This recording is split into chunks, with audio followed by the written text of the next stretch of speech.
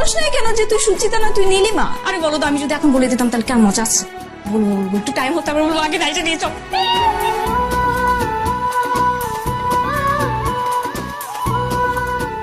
দোস্ত, তুই কি মিনহাজকে বলবি না যে তুই নীলিমা?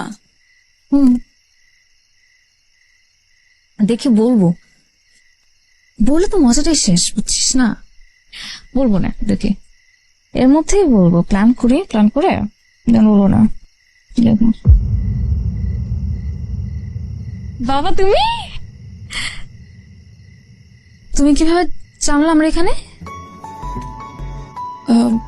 দোস্ত, আসলে তোকে বলা হয়নি, কালকে আঙ্কেল আমাকে ফোন দিয়েছিল, তোকে পাইনি, তো আমি আঙ্কেলকে অ্যাড্রেসটা দিয়েছি। সরি দোস্ত, তোকে বলা হয়নি। যা তাড়াতাড়ি রেডি হয়ে নে, আজকে আমরা ব্যাক করব। ব্যাক করবো মানে আজকে কেন? বেশ কয়েকদিন তো থাকলি, চল রেডি হ, জরুরি কাজ আছে ঢাকায়। বাবা, মাত্র কয়েকটা দিন হলো আসছি, আর কয়েকটা দিন থাকে না বাবা। না না, ঢাকায় জরুরি কাজ আছে, তুমি রেডি হও। বাবা প্লিজ। বললাম না তুমি রেডি হও। ওকে। আচ্ছা বাবা, শোনো না, তার হয়ে যাচ্ছি। শোনো না বাবা, তোমাকে একটা কথা বলেই হয়নি। তুমি জানো এই নীলিমা রিসোর্টের মালিককে? কার? মিনহাজ। মিনহাজকে? তুমি চিনো নাই? আরে ছোটবেলায় আমরা একটা এখানেই রিসোর্ট আসছিলাম, এই রিসোর্টটাই। হ্যাঁ, এটার নাম তখন ছিল ওই Jaflong green resort, I guess.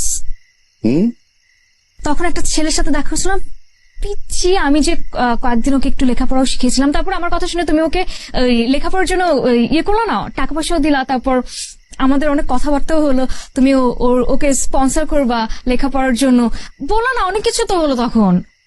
তো আরে মিনহাজ ছিল, ওই মিনহাজই তো এই মিনহাজ। এখন ও এই রিসোর্টটাকে কিনে ওটার মধ্যে নাম দিয়েছে নীলিমা গ্রিন রিসোর্ট, মানে আমার নামে করছে নীলিমা গ্রিন রিসোর্ট। কি সুন্দর করছে, দেখছো? কত বড় করে ফেলছে।